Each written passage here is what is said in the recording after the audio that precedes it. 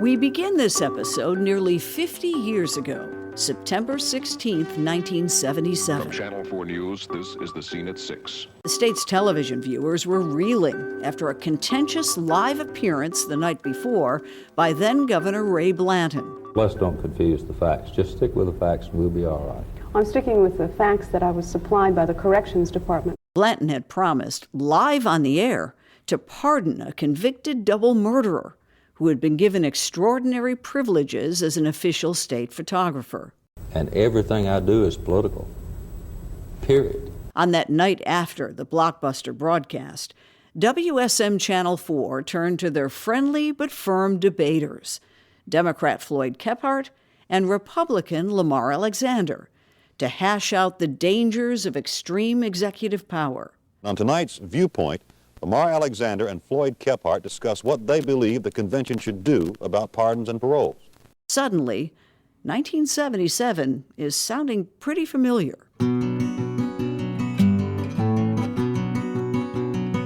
About 6 months later, Lamar Alexander would grab his LL Bean boots and red plaid shirt, launching his own race for governor with a walk across Tennessee. I'm Demetria Kalodimos. It's Banner and Company.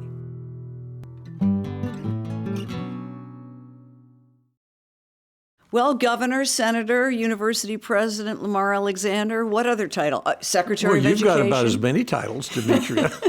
You've had quite a career. That's true. I have, and I've been thankful for it. Thank you so much for taking time. Thanks for inviting you're busy. me. There was a time when politics was debated on Nashville television in a fairly civilized way by you and a fellow named Floyd Kephart. Right. How did that feature come to be? When? And did that exposure help set you up for your future career? Well, the answer is yes to the second question. It was Irving Waugh's idea. Irving was, he was the head of WSM-TV that came up with the Opryland idea, one of his ideas. So he thought he would have, and of course, Channel 4 at that time was very dominant in the Middle Tennessee area, and there weren't many, people watched one of three or four newscasts, and everybody watched it. So he wanted twice a week me to debate Floyd Kephart on some issue for about 2 minutes. And he asked former Governor Dunn to do it first, and he didn't think it was dignified enough. I didn't care. I'd been defeated for governor in 1974, and I thought I was probably through with politics, so I agreed to do it. And we had fun with it. So we'd come on twice a week. I remember Irving saying, Floyd was a character, and Irving told me the story that this person wrote into Channel 4 and said, "I'm never watching your channel again unless you take that Floyd Kephart off." And he didn't take him off.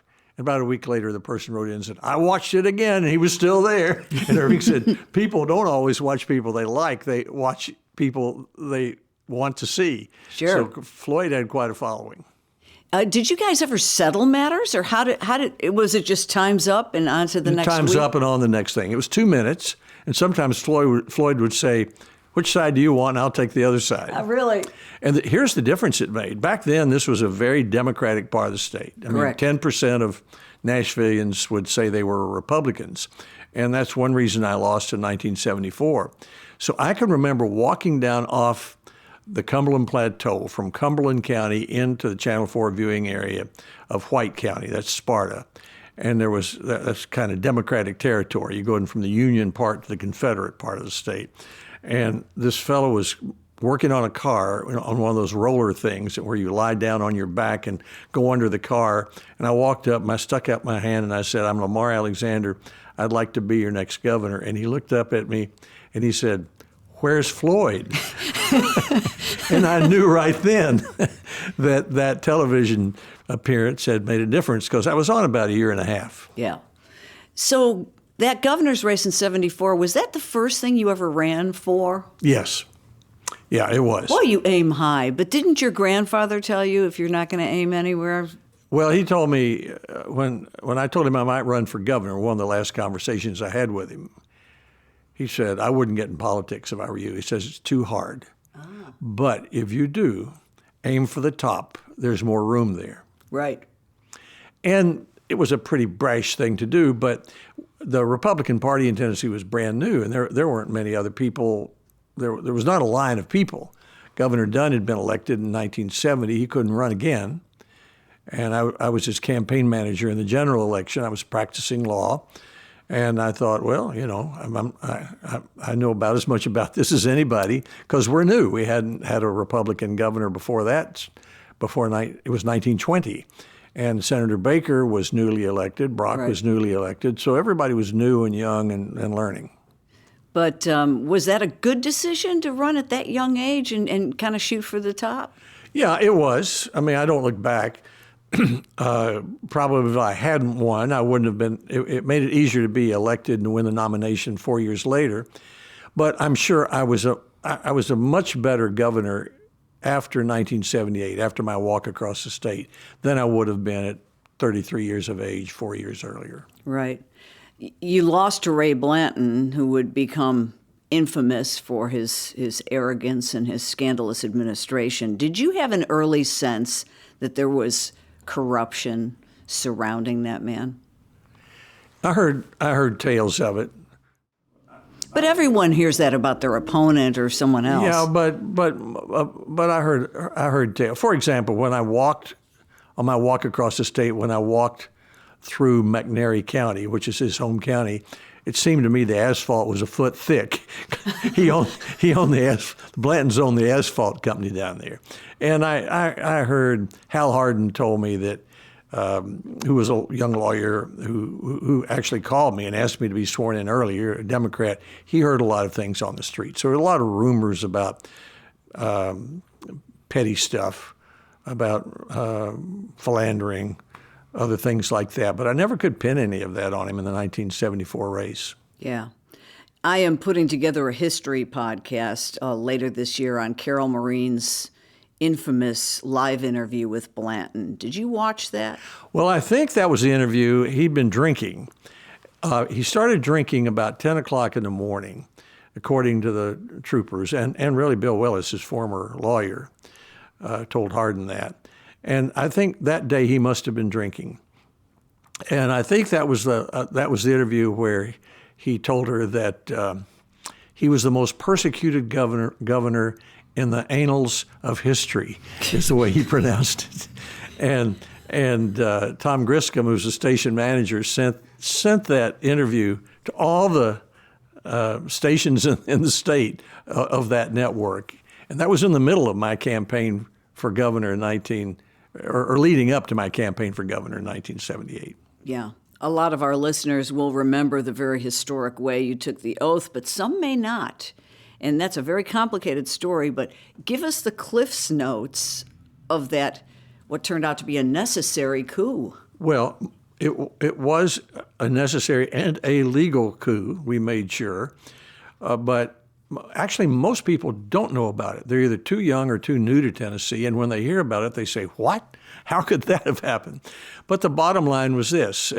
On a Monday night, January 15, 1979, I was to be sworn in as the new Republican governor on Saturday. Governor Blanton went down to his office and pardoned 52 prisoners or commutations, and the FBI had evidence that a number of them had paid cash for their release. They'd even ask the governor's security guy who's taking the money how much it would take to spring James Earl Ray, who's Martin Luther King's murderer. And he said, whew, that's a hard one. How about $75,000 for an escape? So then on Wednesday, I got a call from the U.S. Attorney, Hal Hardin, Democrat, saying, we have evidence the governor's about to release a lot more prisoners who paid cash for their release. I'm asking you to take office today to stop him, because a pardon is irrevocable. Once it's granted, you can't do anything about it. And I knew right away that I didn't want to do that. I couldn't think of any time in our American history when anybody had done that, but that I would probably have to do it. And by the end of the day, the Democratic leaders of the state swore me, a Republican, into office 3 days early. And then I was sworn in again on Saturday in the regularly scheduled time. Yeah. We'll talk more about the here and now, but it strikes me that the pardon by the current president of all the J6 rioters and the proposed weaponization fund, doesn't it strike you that there's a great parallel to what Ray Blanton was doing with letting people off the hook? Well, I don't like the weaponization fund, and I certainly don't like what happened on January 6th. But the difference was that in Ray Blanton's case, the FBI had videotapes of money changing hands. And I haven't seen that yet in this case.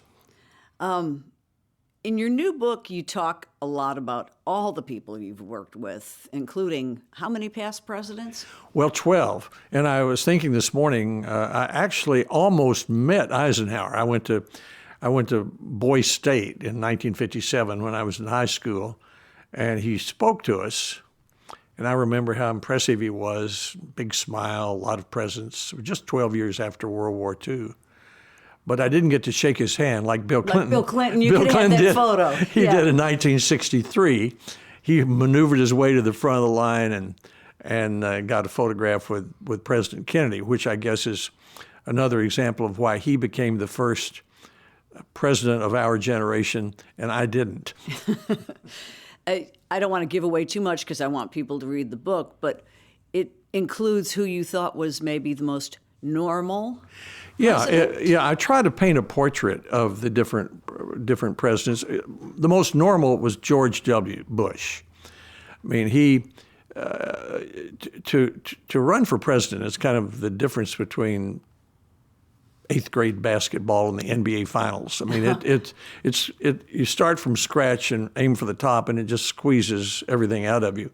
He was born on third base, but he welcomed it as an opportunity to steal home rather than as an excuse for a therapy session. He was very comfortable. He was the kind of guy that you'd go on a camping trip with, smoke a cigar with, and he was very human. He campaigned with me, and on the Saturday before the election in 2002, when I was running for the Senate, I noticed his eyes were red, and I asked him about it. He just spent 2 hours with a family in Elizabethton who had lost their son in Afghanistan. He felt responsible for it. And he never mentioned that publicly.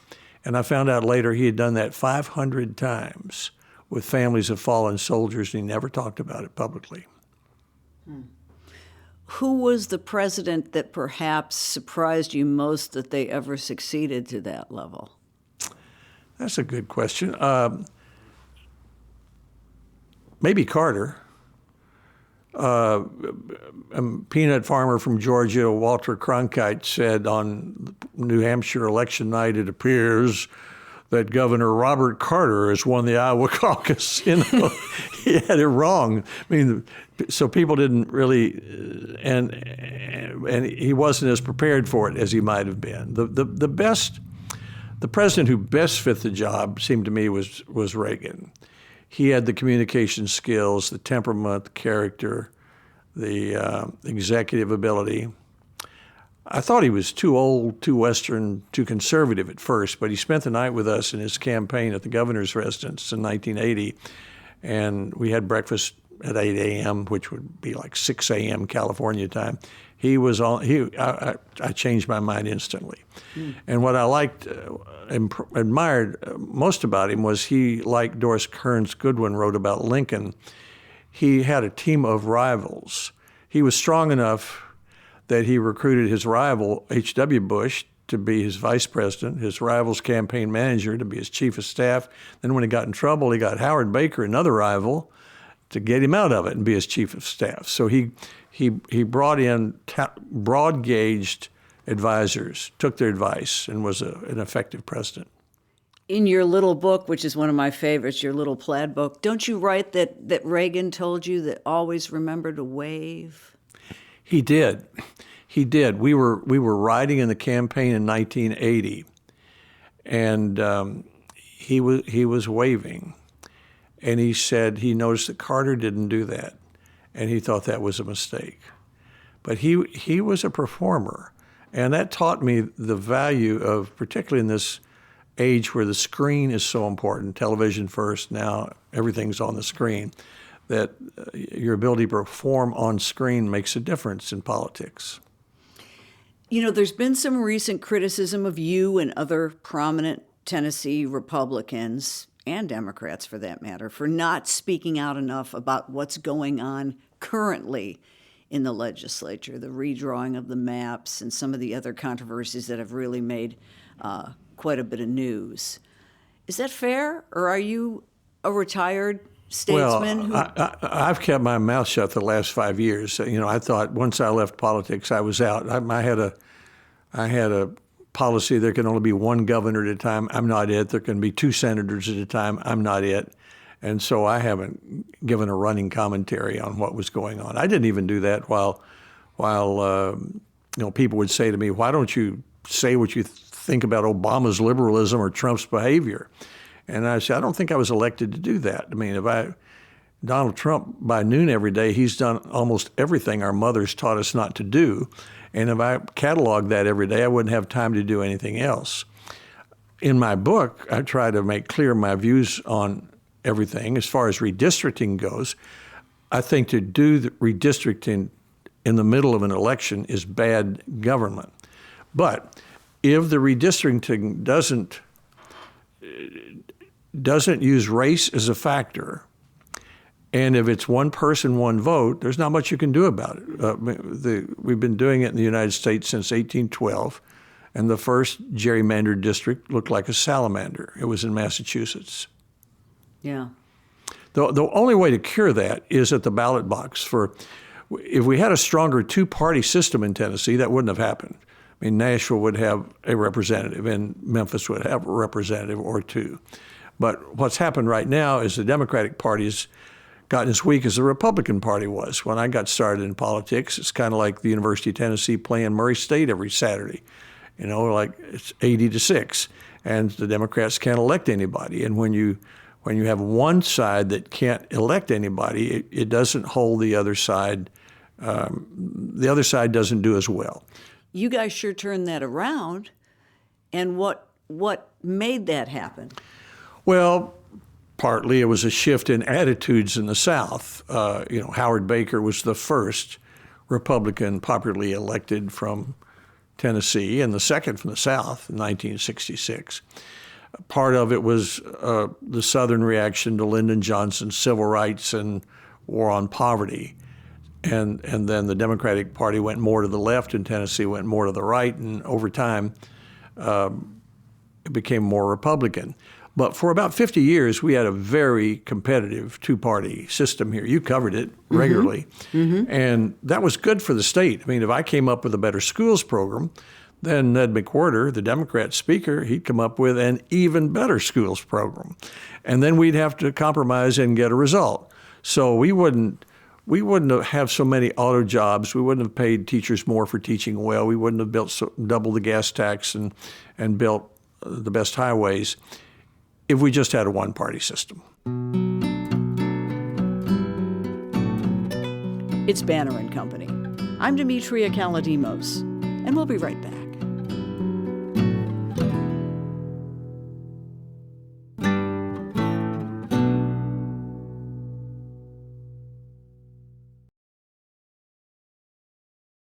Your involvement in prioritizing education and the career ladder, I remember reporting on that nightly.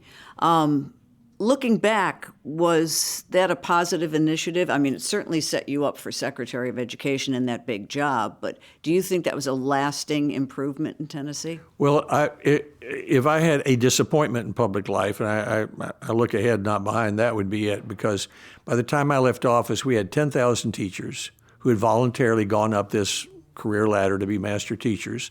They were being paid up to $7,000 more a year. Which was a lot back then. Yeah, in today's dollars, that'd be $15,000 or $20,000 more a year.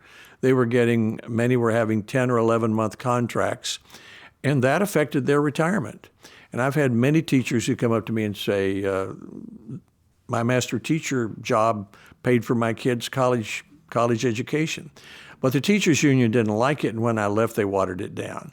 But I still think it would really help our schools, because the goal was, I don't know how to pass a better parents' law. And you can't make schools better from Washington. So better teaching and keeping the best teachers in the classroom was the goal. Pay them more, reward them, honor them, and hope they stay in the classroom. That's the surest way to have better achievement for the kids. Yeah. I know you said you don't like to comment necessarily on what's going on right now, but the expansion of school vouchers and the majority of those vouchers going to religious schools, for lack of a better term, that seems like something that you would have feelings about. Oh, no, I have feeling. I've always supported school choice. I did way back when I was governor. I didn't have any chance of passing at the time, but I remember making a speech at the University of the South asking, why we do it for colleges. I mean, since World War II, starting with the GI Bill, we've had federal scholarships for low-income students, and they can choose the college of their choice. They can go to Trevecca or Vanderbilt or UT or Baptist College or Notre Dame, wherever they want to go if it's accredited. And as a result, we have the best colleges in the world. And it seemed to me that if those scholarships or vouchers helped to create the best colleges, why didn't we use them to create the best schools? When I was in the Senate, I had a proposal not to send the money to private schools, but to send the money to states, and said the states could use the federal dollars that we spend to follow low-income kids to the public school of their choice, because schools in the good part of town, wealthy part of town, usually have a good deal more money than schools in the poor part of town, and that would help that problem. Yeah. Do you worry, though, that this is sapping some of the energy and the vitality out of public schools? Well, it didn't with colleges. I mean, look at the University of Tennessee. It's doing great. And so is Vanderbilt. And so is Maryville College. So competition doesn't hurt. What about being president of UT? Did you enjoy that job? I loved it. But people ask me, what was hardest? Governor, cabinet member, senator, university president? My answer always is, obviously, you've never been a university president or you wouldn't ask a stupid question like that. It's a hard job. And I probably wasn't as suited for it as I was for other jobs. I remember early in my term, the faculty senate visited and said, "We're concerned about you." I said, "Well, what's the matter?" And they said, "Well, we think you may think result is more important than process." And I said, "Well, I am result oriented." And they said, "Well, we think process is more important." So it's a different skill being president of a university. And I was there 3 years, and I think I did a pretty good job. But for me, it was a difficult job. If you were starting all over again, would you do the walk across Tennessee again? Oh, sure. That was Honey's, my wife's idea, really. She thought I was such a poor candidate in 1974. Really?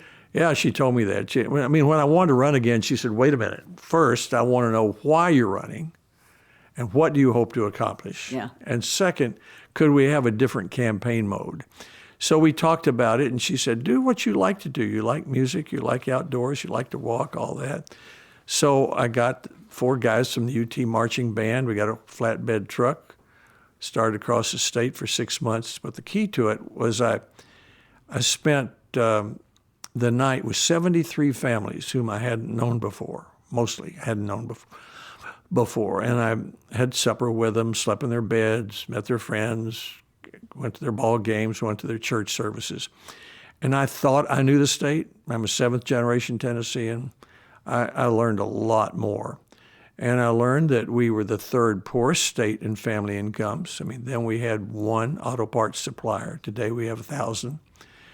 And second, I learned that we lacked confidence. We didn't have self-confidence. And I set out to change those 2 things, raise family incomes and gain self-confidence. So it made me a better candidate, and it made me a much better governor. Did you get caught in the pouring rain? Oh, I did. It didn't bother me. I didn't get a cold the whole time. I was outdoors 6 months, walking along. I got hit by a truck, got chased by dogs. Hit by a truck where? Well, in Newport. I was Saturday morning, 10th day of the walk. I was walking across the street, passing out brochures, not paying attention, the main street. And this white truck hit me from the left-hand side and flipped me over the trunk. And there I was, sprawled over the main street with my brochures. all over the street, and a woman gets out who was driving the truck and looks down at me and sees who it is and says, "Oh my God, and it had to happen in Newport." So it about broke my foot. If I hadn't had heavy boots on, it would have. So I took 3 or 4 days off and then went back to my ex and kept my walk up. So the red and black plaid shirt, was that already well worn, or was that one of your favorites, or did you just think, oh, this thing is telegenic? No, well, 2 of them. I had 2 of them. Uh-huh. And after we talked about the walk and figured it out, well, you don't walk across the state in a blue suit. So Honey and I went down to Friedman's Army Surplus store here in Nashville and bought every red and black plaid shirt they had. And on my walk, I was down in McNairy County and got up early one morning after staying with the Blakely family, I remember. About 6 a.m., I was shaking hands with all these women going into the Levi's factory, and they were all complimenting my shirt. So I went inside, and that's where they were making the shirt. They were making the red and black plaid shirt in McNairy County, Tennessee. And didn't you auction off the actual, Oh, I did. I started in East Tennessee, and it was getting like $15, for the campaign. But once I got on television, it got more. And I got to Williamson County. I'd been on television. Jerry Reed showed up from Smokey and the Bandit. Yeah. And he paid $500, and he started wearing the shirt and showing up at campaign events. And in that era, I'd say the people who like Smokey and the Bandit were sort of like today's Trump voters. They're the populist, rural. I was one of them really at the time. And so Jerry Reed represented the kind of populist Tennessean that I needed to get to vote to me in a state that was still largely Democratic. So it's not, did Jerry then, rest his soul, donate it to the State Museum or something? Or I don't think. today? The Smithsonian has one. When I wore it in New Hampshire, they came up and took one off my back. Wow. And it's in the Smithsonian. And there's State Museum has my boots. I was there Saturday for a book event, and they showed me on the second floor, they've got my L.L. Bean size 9.5 boots. I wore 2 pairs. One wore out. They've got the pair that wore out. Some scientists went so far as to name a critter after you because it looks like it has a red and black plaid shirt on it. Well, they were looking for species in the Smoky Mountains. The scientists, the Smokies is one of the most biodiverse places in the world. Yeah. And so scientists come in and look for new bugs. They found one, named it after me. Yeah, I forget what it's called. I've got the small type here, but the end of it is the Lamar Alexanderus or something like that, right? It has red and black in it somehow. So, do you still practice your piano? I do. I enjoy it. With the metronome and with a timer and... Well, not as much. I've been writing this book for 5 years, it's taken up my piano time. But the metronome is kind of satisfying because it taught me regularity and to practice and play things. My piano teacher said, play things nice and even, practice, get it right. And then she'd say, and in your recital, play it a little slower than you can play it. And I always thought that was good advice for anything. Yeah, because the nerves get to you and you speed up and then you're out of control. But if you're prepared and you instead of going at 110 miles an hour, you go at 90, you're less likely to make a mistake. Is there a piece that really tests your chops or something that you never mastered? There's a lot I never mastered. Rachmaninoff was very hard, and Chopin etudes are very hard. I won a couple of statewide competitions in high school, and one of them was Rachmaninoff's Prelude in G minor. And the teacher of the student who came in second complained to the judge and said, but he made mistakes. And the judge said, but he had such a nice flourish. And I always thought that was another lesson in performance. So I never quite mastered it. And I could play by ear, and that interfered with my mastering many things, because if Bach wrote an invention that was passage that was particularly hard, I would just make up something that sounded to me Improvised okay. on Bach? Yeah, I'd make it up, but my piano teacher would wrap her ruler on the table and say, "You've made that up. Practice that over again."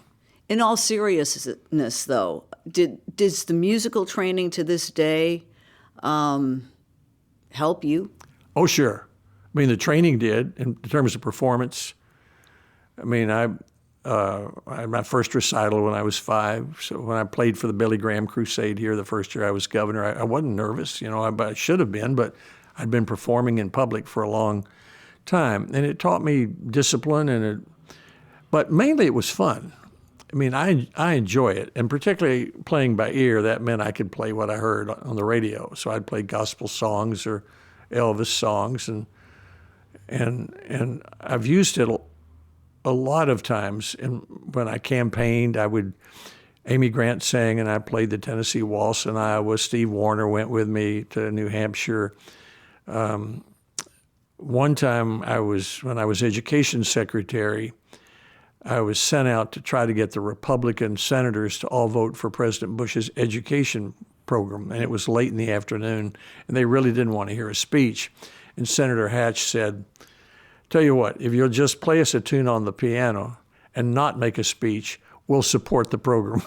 So I did, and they did. Deal. Yeah. So, and then the last week I was in the Senate, it was 2020. Trump wouldn't concede. Everybody was mad at everybody, and they passed a resolution in the Senate to bring a piano into the Hart office building and put it in the atrium. And I went over there and I played Christmas carols. And Tim Kaine, the senator from Virginia, the Democratic senator, brought out his harmonica. And we had senators and staff up through 7 stories of balconies singing Christmas carols and bringing some needed cheer to a contentious Senate at the end of 2020.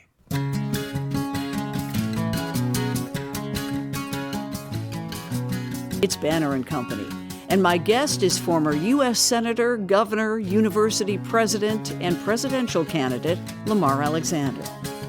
We'll be right back.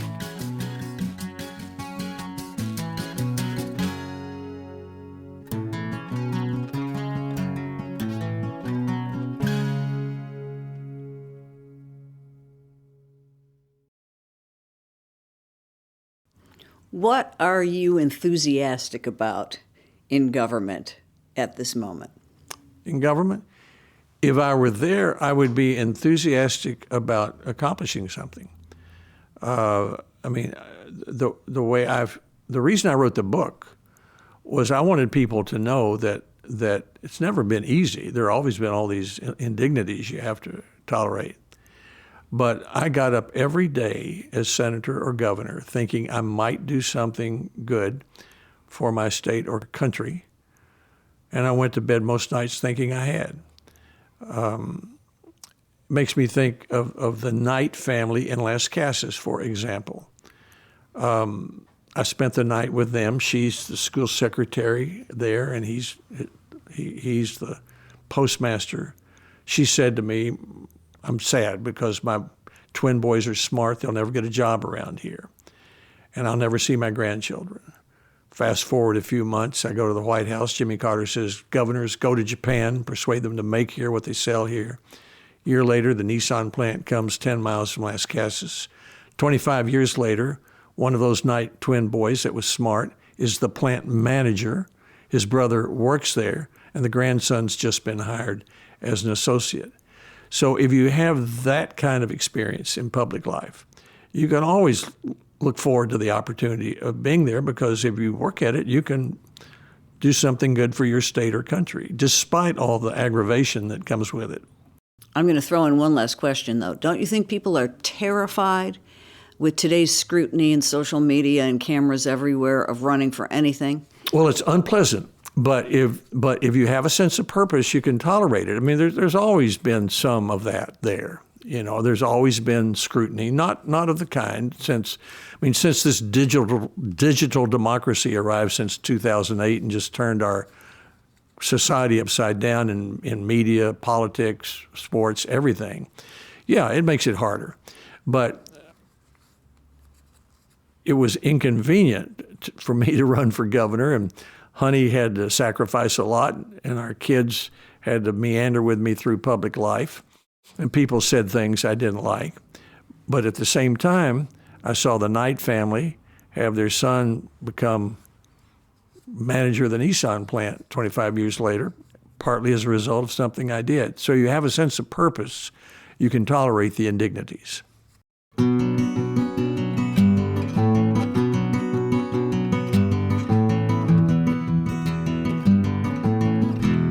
Banner & Company is a production of the New Nashville Banner. This episode is produced by Steve Harouche and edited by me. The original music is by Verlin Thompson. You can subscribe wherever you get your podcasts or go to NashvilleBanner.com. You're in good company.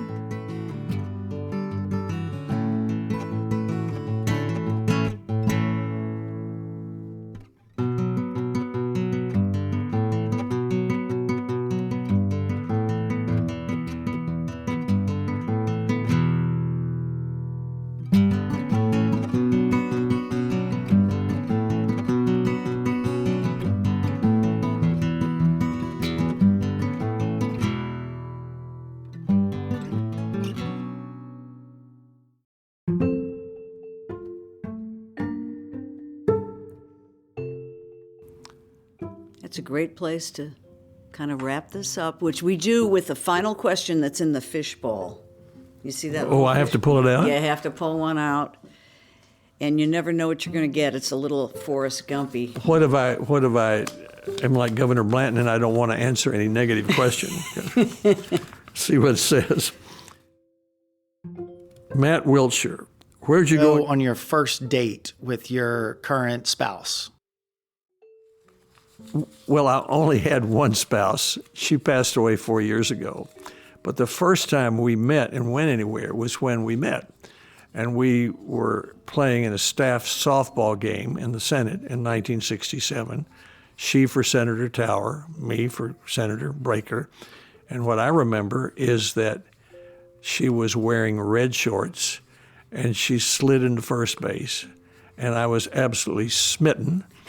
And I began performing like a peacock on the softball field, and I chased her to the staff party after the game. So I guess that was our first date, and we were married 18 months later. Wow, great story.